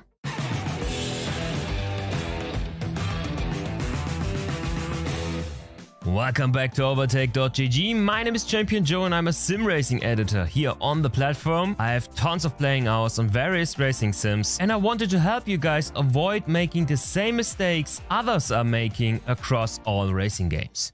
So let's get started with mistake number 1, and that's not using the whole track. When you're just getting started with sim racing, staying on track is usually the most important point for newcomers. As many players migrate from racing games like Need for Speed or Forza Horizon or similar titles where car control is not that really important like it is in a sim. That's why beginners tend to overdrive a car, and when they start to adjust to the handling in the sim, they focus on staying on track first, which looks a bit like this. The car staying in the middle of everything for the most part. Which isn't a bad thing at all. After all, staying on track is much better than visiting the gravel pit every 30 seconds, right? But it's not particularly fast. You see, a race car usually follows the outside, inside, outside rule, because the line, or rather the racing line you take through a corner, will determine how much speed you can carry through that turn. Simplified, this means that you will use the whole track and hug the outside while braking, steer the car to the inside where the apex of the corner lies, and when you accelerate out of the bend, you aim for the outside again to maximize your exit speed. Sounds easy, but many players do that wrong initially and struggle to perfect this craft even with this knowledge. The perfect aid to visualize where your car should be is not the ideal line you can display. No, it is the curbs. Every racetrack on the planet has them, and they show you where you should place your outside tires to maximize your grip through every corner. So when you're learning a new track, take it slow at first and have a look at the curbs available and what story they tell you. How should the perfect racing line look like? Also, don't be afraid to use all of the curbs available to you.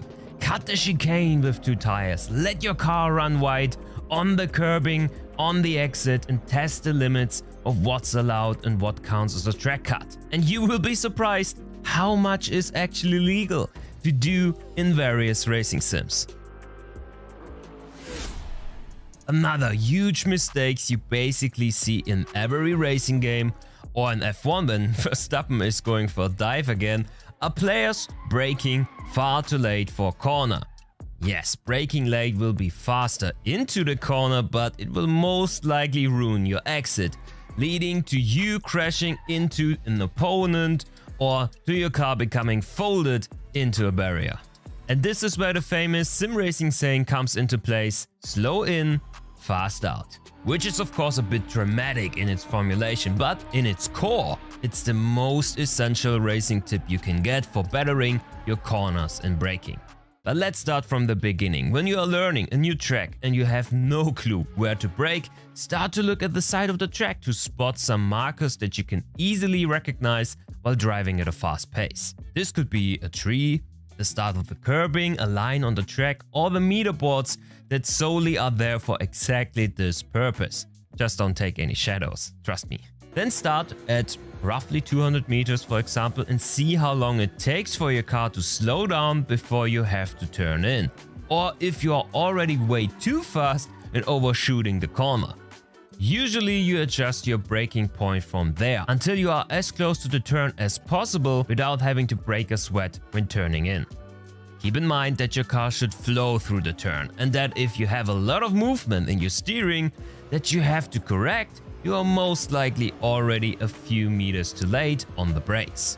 Practice makes perfect here, and when you feel comfortable with your braking and driving overall on track, maybe search for tutorials on trail braking next, as this will further lower your braking distance in the future. But that's more of an intermediate technique and too advanced for today. But if you would like to see a video from us about that topic, let us know in the comments down below.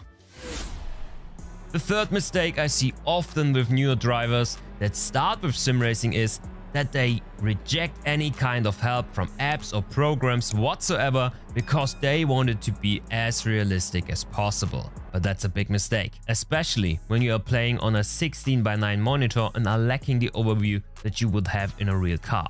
Of course, upgrading to an ultra-wide monitor, VR goggles or triple screens can help you with that, but many of us don't have the money, which is why you should get all the help you can get from nifty programs. And there are many good ones out there. You should definitely consider getting a car radar. It shows you the cars around you, which will help dramatically to stay safe in side-by-side situations on track and to keep you cool under pressure. And there's even a program that can help you with your overview while also making you feel like you are still playing by the rules of the real world. This program is called Crew Chief, a free tool that will act as an engineer and spotter by radio. It can call you by your name, tell you when other cars are alongside you, and also will respond to voice commands if you ask it something. For example, you are driving in an online race, you have all the HUD elements turned off for the complete immersion and want to know what your position on track is, you can just ask, "What's my position?" P15. What an awesome tool. Everybody should use it. A link can be found, of course, in the video description. Mistake number 4 is a big one and treated with a technique that real racing drivers have to learn as well to adjust to the speed and to the low reaction times. Because for many beginners in sim racing, their vision while driving is incorrect. Usually when driving a car in real life, for example when driving through a city, the vision of the driver sits right in front of the car. You observe everything that's happening right in front of you, like traffic signs, construction sites, road markings, or people crossing the street. Because your speed is lower, when you spot something you have to react to. Like when approaching a corner, you have more than enough time to react to it. In a racing scenario, this is different. Your speeds are way higher and the time you have to react accordingly is much lower, which is why we have to adjust our vision to spot the next important point where your car should steer to. So when you're approaching a corner, your eyes should already focus on the apex coming up, so you can react in just the right time to start turning your wheel towards it. And I know, what about the braking point? How can I spot the braking point and have my eyes on the apex at the same time? Easy, you have to use your peripheral vision. Spot your brake marker with the corner of your eye, focus on the apex, and as soon as you arrive there, your eyes should already be focused on the exit ahead so you can take the ideal line out of the turn. This takes a while to practice and to get used to, but will better your lap times massively as well as your consistency. The best example I can give you are Eau Rouge and Raidillon at Spa-Francorchamps, which are so much easier to master with this technique. Because the speed here is so high and the time to hit the perfect moment to start steering is so slim that every millisecond counts. So by having your eyes already on the inside while driving down into Eau Rouge makes it way easier to get out on the other side in one piece and to avoid cutting the track while doing so. Our last tip has to do with your attitude. What's your motivation to go racing? Only to win? Then get ready for a bumpy ride.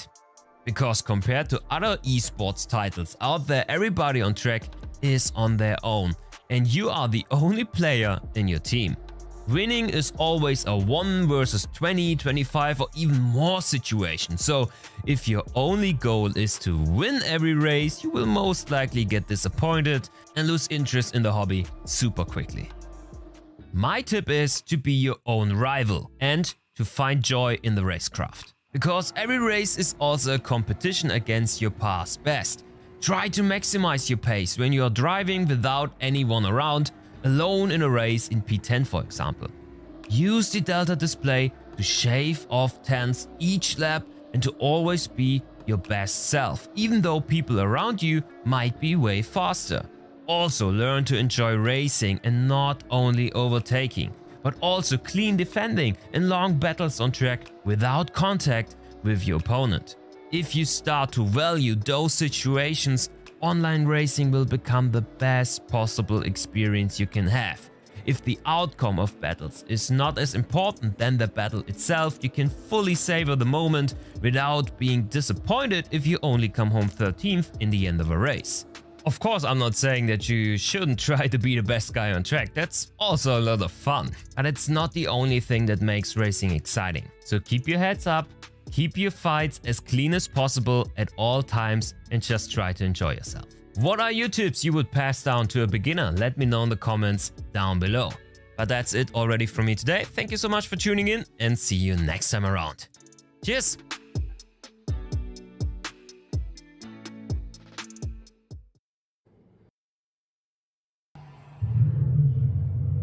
Figured it might be easier just to make a video. So, view settings. Oh wait, no, it's in the driving menu, view settings. Height I have at 2.9. I don't know how good you can see that. Maybe if I would stop slapping my head around. Lateral 0, distance 8.9. So usually though, what I do, because it is probably going to be different in the Lexus, but what I generally tend to do is just watch my left bezel there, and I put the A-pillar there. It depends on the car. It doesn't always work out well, because sometimes that'll make you way too far in. But I do like to get that A-pillar over in there. That usually tends to be about the right distance. You can measure like you're supposed to, but I usually don't. Field of view I have at 58 degrees, which is going to be set in your triple settings, and then pitch 0. Motion, I have all that stuff off. I hate that stuff. I'm not real sure what this is. I think that has to do with lock with wheel, but I have that off too. I don't like it to be dancing around while I'm driving. If you have a single monitor, it's fine, because I mean it helps you to see a little bit more, but I hate it personally. I also don't like to see the wheel. I've got a wheel here. I don't need to see it on the screen, so I turn that off, but that's again personal preference. Mirror FOV, which I guess it will affect this one. I think that's more for the in-game mirror. I don't know. Anyways, 90, 15 scale, and then zeros on the other. So this is probably the main one. This I did measure to my head, so you probably know this already. It's from the center of the screen to your eye. I think 550 millimeters is around 24 inches, I'm pretty sure. And then so I measured this, which I think you have 32s as well, and the bezel is effectively 0. Yours is going to be a little more. If you didn't, I don't know if those strips I sent you worked or not. They were kind of small, so if they didn't work, that's probably why. But essentially it's 0 if you're using these. Otherwise you need to measure the distance, and then you put that in the bezel width. But 70 millimeters, and then my angle, I didn't get a protractor out. I just sort of guesstimated at 60 and looked to see, where it looked the best when I changed it, but 60 seems to be the number that looks the best for me. And you can kind of see, like when you change it, it wings it way out and it makes it look stupid if you go too far. And then like if I go into 55 or something, I don't know, maybe it looks better. It's hard to say. I've just been driving at 60 forever, and it seems to kind of be pretty close. It may be off a little bit. I didn't do any math or anything, but I think the main one is distance from the screens, which is essentially going to do the same as your seat distance, the way I understand it, except seat distance moves you forward in the car, and if you change the FOV, it actually warps things. So you want to have the FOV correct and then move the seat distance and then the screen width. So that's probably, I'm guessing the screen width might be why you can't see your mirrors.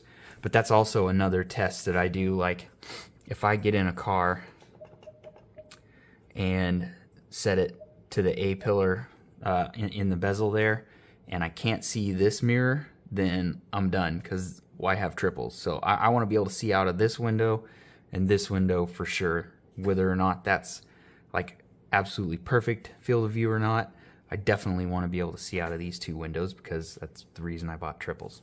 Anyway, that may have been more than what you were looking for, but that's my settings. Does this look normal to you? Then you're probably doing it wrong. But don't worry, help is on the way. In this video, we'll take a look at camera settings in Sims and give you all the tools you need to get this part of your life back in order.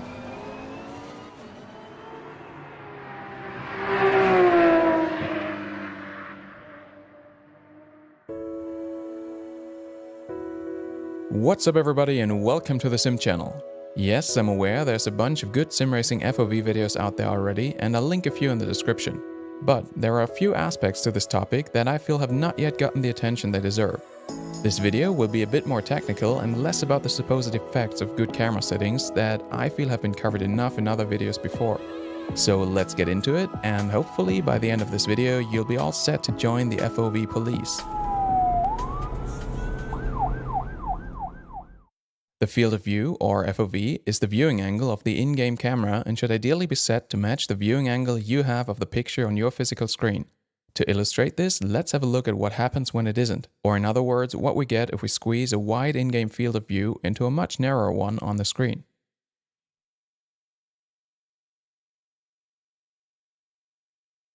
One thing we notice is that the width and height of the car in front of us is reduced while its length is maintained. This distortion makes it more difficult to correctly judge the position of your car relative to other objects in the world, such as curbs, walls, and other cars, and makes it more difficult to place the car exactly where you want it. The next turn may seem miles away when it's already time to hit the brakes. As a consequence, your lap times and safety rating may suffer from a wrong FOV setting, and it also gets in the way of immersion.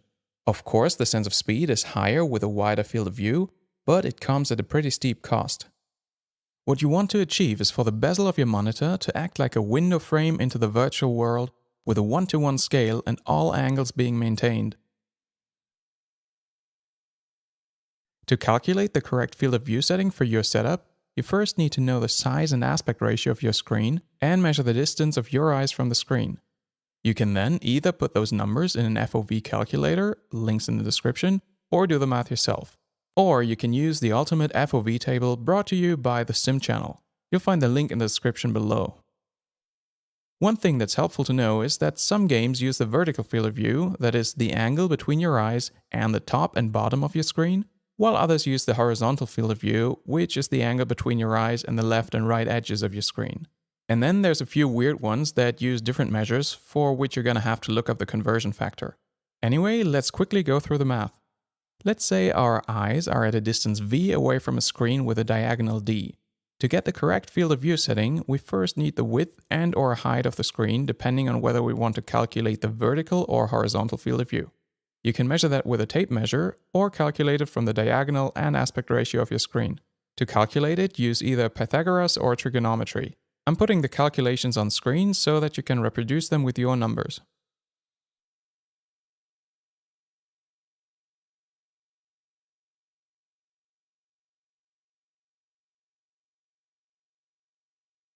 Now that we have the height and width of our screen, let's calculate our horizontal field of view, which in this illustration is 2 times alpha. We get alpha by taking the arctangent of half the screen's width w divided by our distance from the screen v. Multiply alpha by 2 for your correct horizontal field of view setting.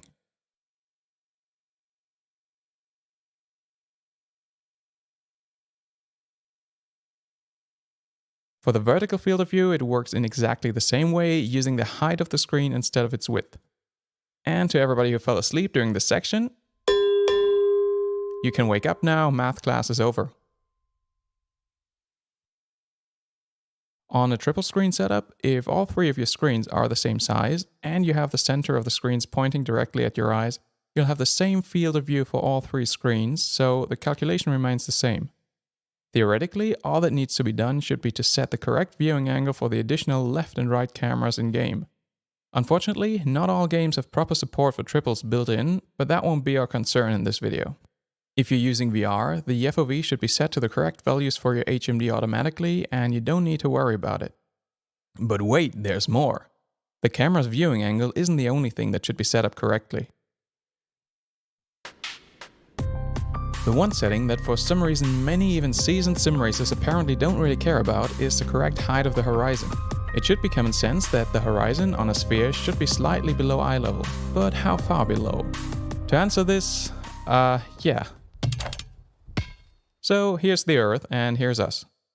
For the purpose of this illustration, I made us relatively tall, but we'll use more realistic numbers in the calculation. Well then, how far below our eye level is the horizon? The horizon is found by placing a tangent to the Earth that goes through our eyes.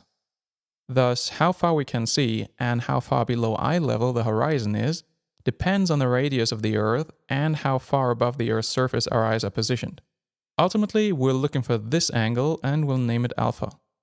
Let's construct a triangle between the center of the Earth, our eyes, and the horizon, with of course a right angle at the horizon.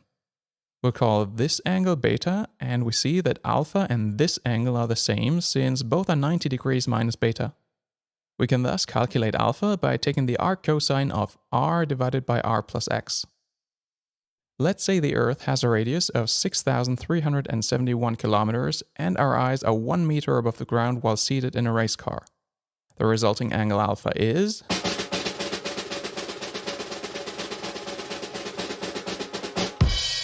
0.032 degrees, so about 1/30th of a degree. Now, if your screen is 1 meter away from your eyes, this 1/30th of a degree translates to half a millimeter. That's how far below eye level the horizon should be, or in other words, just set it to eye level. To get it there, you'll have to adjust the camera pitch setting in-game if the game has a pitch setting. And if it doesn't, just send an angry email to the game's publisher. Or Google how to set it up. Back on topic, why is it important to have the horizon placed correctly? To be honest, I don't think this is going to make it much faster, but it's just really weird to look up at the screen like the first row in the cinema and still look down on the hood of your virtual car. Just don't do that. To be fair, I realize that the correct FOV settings aren't always an option. You may have installed your screen on top of your wheelbase so that your eye level is almost at the bottom of the screen, and putting the horizon to that level might take parts of the road out of the frame. In that case, you may want to place your screen behind the wheelbase to set it lower and get the horizon in the correct position, but that's also not always an option. Or your screen may be rather small or far away and there is nothing you can do about it. In that case, it makes sense to set the FOV to a reasonably low value that still allows you to see what you need to see, even if it's not the quote-unquote correct FOV setting. Being just a few degrees off isn't really all that dramatic.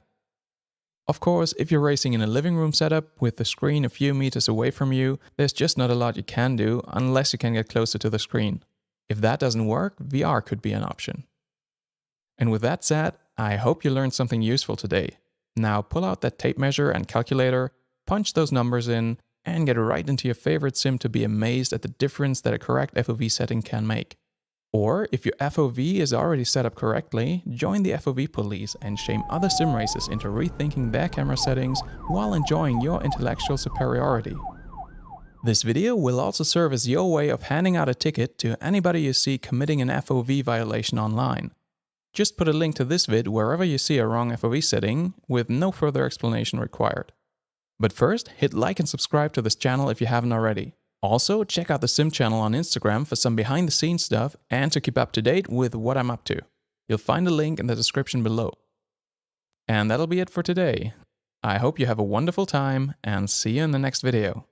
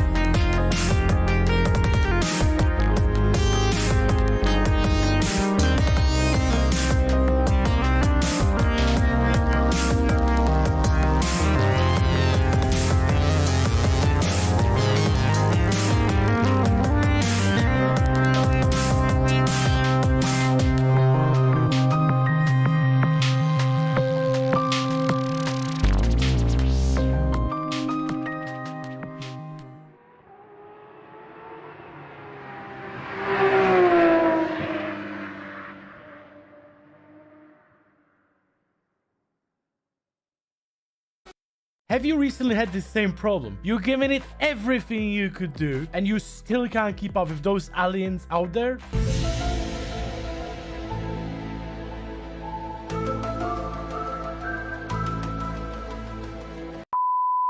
Don't worry, because it's me, Jardier, here again on Overtake channel with another Assetto Corsa Competizione tutorial, how to practice like a pro.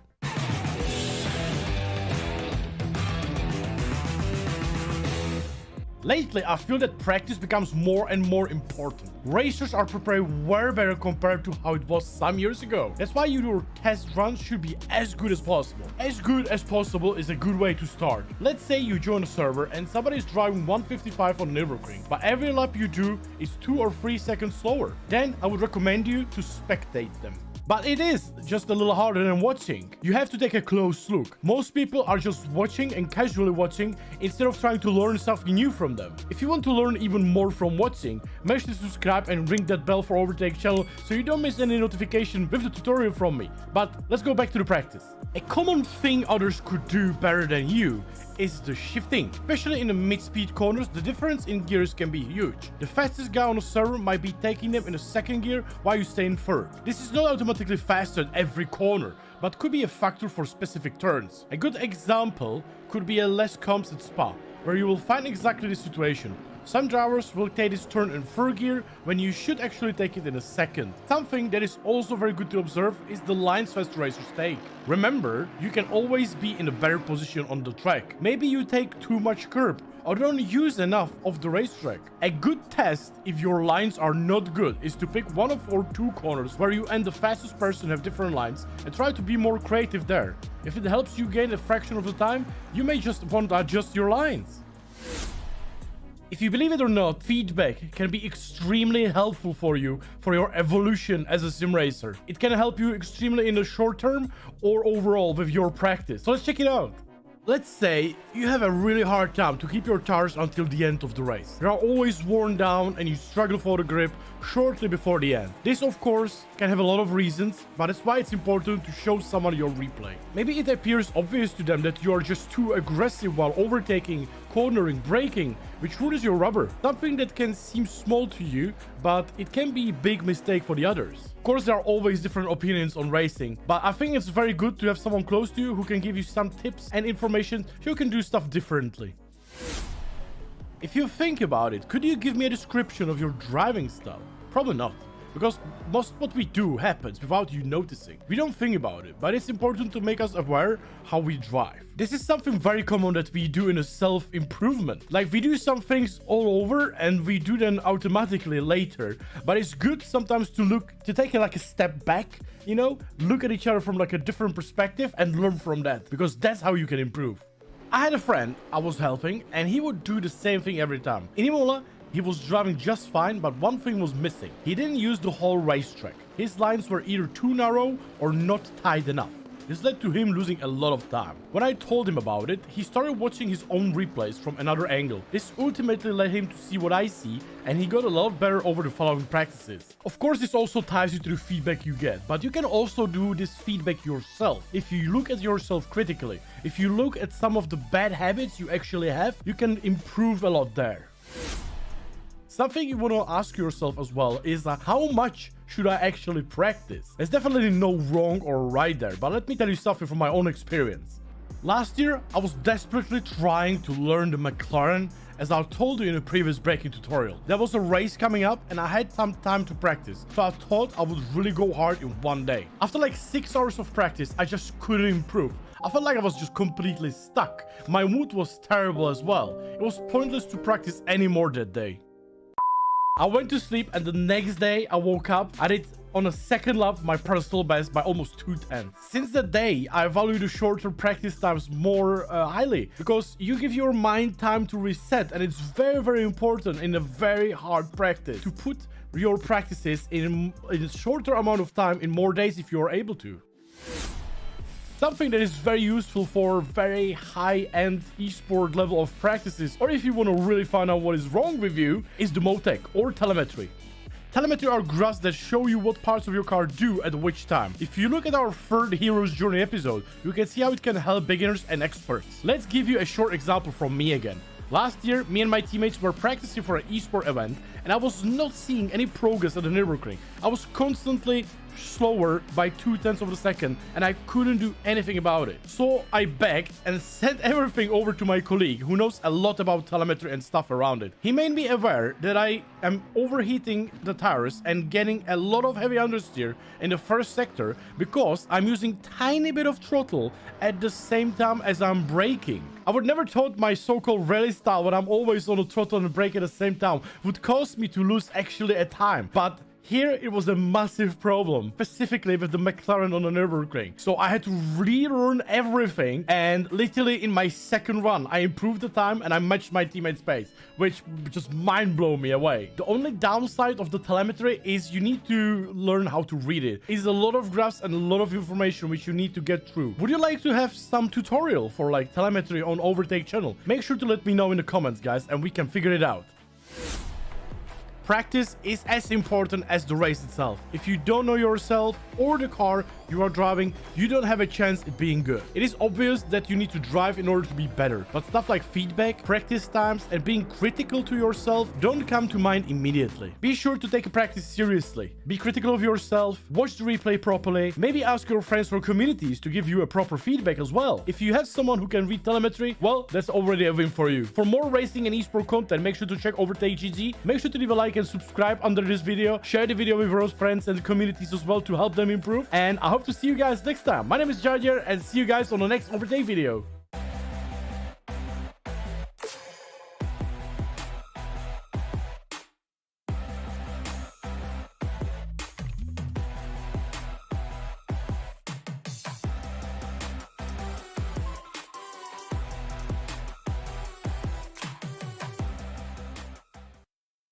Guys, today I want to go through a few tips that should help you become become faster on a new track in a shorter period of time by following just a few rules of thumb really that should apply to any track on which you run with the GT3. Most simple thing is thinking about Monza T1 first as a good example. This is most likely the straight where the cars are going the fastest, followed most likely by the slowest corner afterwards in comparison, which means the speed delta from Vmax on the straight to Vmin in the corner is the largest on Monza. I think that we have on any track in ACC. At least I can't think of another corner that is as extreme. Maybe Mount Panorama, 280 something on the end of the straight, but the corner afterwards is not as slow as Monza T1. It's quite a bit quicker, so the speed delta there might not be as harsh, so the braking point could probably be a tiny bit later.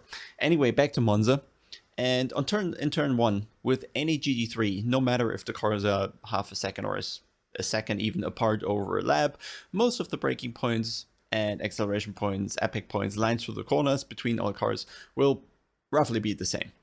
And in Monza turn 1, we know, which is now the harshest braking we have in the game, the braking point is roughly going to be 150 or 160 meter-ish, right? So if you want to play it safe, coming to a new track, be sure to find the 100 meter board, and this is the earliest braking you need to do in the entire game. There's no need ever to really look for the 200 meter board or for the 250 meter board. They are there, but they're largely irrelevant. Just stick to the 150. That's going to be your latest or earliest braking point you will ever need. Most of the corners, except for Monza T1, will most likely be able to be approached with a later braking point as such. Then the other thing is, if the track is really new, a lot of you might already know this, some might not, so here's that thing. If there is a right corner ahead, then in let's say 90% of the cases, the braking markers will be on the other side of the track. So if you see the braking markers on the left, that's because you're supposed to brake on that side, so you see the boards better. And that's the next thingy, right? If you don't know what corner is coming, try to seek the boards in the distance, and they'll most likely tell you, okay, the board's on the left, so there's a right corner ahead. Very simple. Then maybe taking it one step further would be, let's say we have very rare of these situations like Monza or Mount Panorama where we're really looking for the roughly 100 meter braking marker. Most of the corners will probably live with a 100 meter board, or 110 or 90, around that. I'd say the majority of corners you'll still be fine with a 100 meter board. There's only going to be very few where you're actually braking at the 50 or 75 meter distance. Then there might be corners where the boards are missing entirely. Either someone took them out or they never existed in the first place, and then we need other reference points on the track.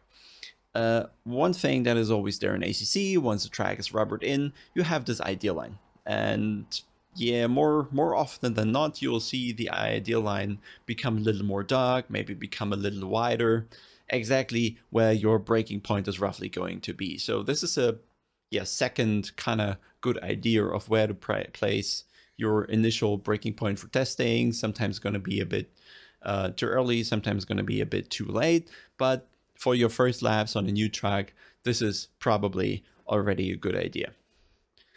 Then, of course, once we got that rough braking point sorted, those rules of thumb, then we want to go a bit further and actually talk about the few different lines and types of corners that are actually available in the game. And without talking about a particular corner, so we can say a few rules that will most likely lead you through every corner. Of course, in the first lap, it's not going to really make sense because you first have to see how long is that corner, how tight is that corner, what's the speed I can carry through there. But once you get 2 or 3 laps in, then it's about time to figure out, okay, what is probably the best line through that corner. And the rule of thumbs here are, the more degrees a corner has, the later the apex is going to be. Also, the longer the straight afterwards is, the later the apex is going to be. Thing being is, the longer the straight is, the more focus you should put on being fast on the straight, and that's done better when the car is more straight for the exit already, so you can pick up more speed because the rear tires are not fighting with traction too much. I guess also the apex placement, that the longer the corner is, the more you want to emphasize that short straight afterwards, is pretty much also a bit of an ACC thing, just how the game eventually works, that it kind of just helps most of the cars on acceleration when they don't have to do too much rotation in that phase still. So you're going to place those apex mostly a tiny bit behind the middle of the corner. Roughly, as in terms of degrees, for 90-degree corners, you'll most certainly have the apex right in the middle of the corner. Anything less than 90 degrees, definitely have the apex mostly in the middle of the corner. And the more you're going between 90 and let's say 170, 180 degree, the more likely you're gonna have one late apex. But the closer you get to the 180 degree corner or even above, the more likely it becomes that a double apex approach is actually going to be the fastest way through such a corner.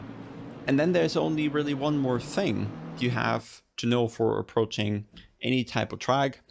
That is the slowest point in a corner, and can't be emphasized enough really. Slowest point in the corner means, and I really mean point, that there is a single point in the corner. Make it endlessly small, okay? There is a point where the car is going to be the slowest, which means up until this point, the car is going to slow down, and from this point, the car is going to be accelerating again, which also means when this is a single point with the slowest speed, and the speed up until this point is decreasing, from this point it's increasing, there should never be a phase where the speed is really steady throughout a corner. The longer the corner is, the less steep the curves will be approaching this slowest point, but it's still certainly a point. Maybe it doesn't look as edgy anymore, as pronounced anymore, but you'll certainly want to be slowing down until this point and accelerating away from this point. The slower the corner is, the more pronounced that point will be. The longer the corner is, the less pronounced that will be, so to say. So just give you a few rough markers, but of course we also want to go through the data to really show this, and this is also part of why we have developed Popometer, because all this talking is kind of nice, but really putting it, or perceiving it visually is going to offer, hopefully, a lot more value. So just head over here to Hungary because it has a huge variety in corners.